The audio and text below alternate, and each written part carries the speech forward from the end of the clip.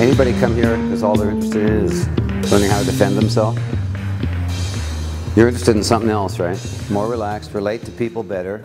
And I think that just presenting yourself in that spirit really does set up a very different set of interactions. What Sensei called reciprocating echoes. You know, when I was in about 6 months, I went and took a workshop. You know, at the end of the day, they would have their little question-answer session. I finally said, "Well, did you ever use your Aikido on the street?" He goes, "Oh yeah, all the time." I said, "Really? What happened?" He said, "Well, nothing, because I used it the right way."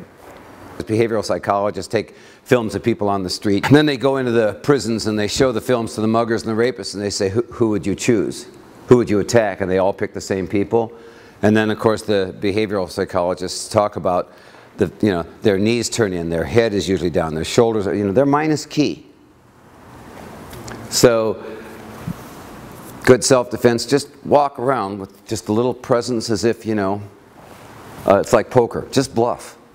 Bob tells a story about early students, and they had taken 2 or 3 classes, and this group of guys gathers around them, and they didn't even know any techniques or anything, they didn't know what to do.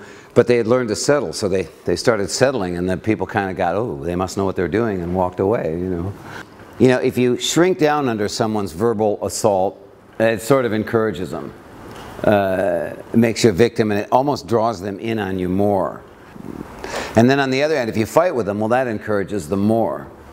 But if you can be there with the grab without resistance, if you can be there with their criticism without any resistance, in the same way, just like you're saying, if I start this, it really encourages you, but as soon as I do, see, he stops as soon as I stop, almost.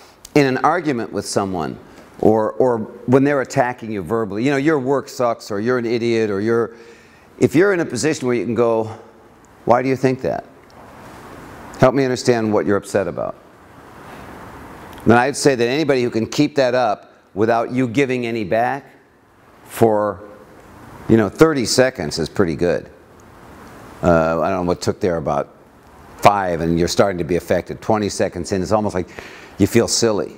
And in that case, they might not feel silly, but they might start to tell you what. And if you're there listening and going, let me make sure I'm hearing you, whatever. I'd say anybody who can do it for a minute is exceptional, probably a black belt level. 3 minutes, they're in the master realm, and 5 minutes they're a world champion. It just doesn't happen. But it only takes one, well, wait a minute, and the clock starts all over again, okay? So if you can get into that place, I think you totally change the nature of the interaction, because, a lot of times we're very defensive in those situations, and we don't hear what they told us. But actually, sometimes when people are mad at us, even though the way they say it isn't that good, the coaching or the guidance can be very valuable.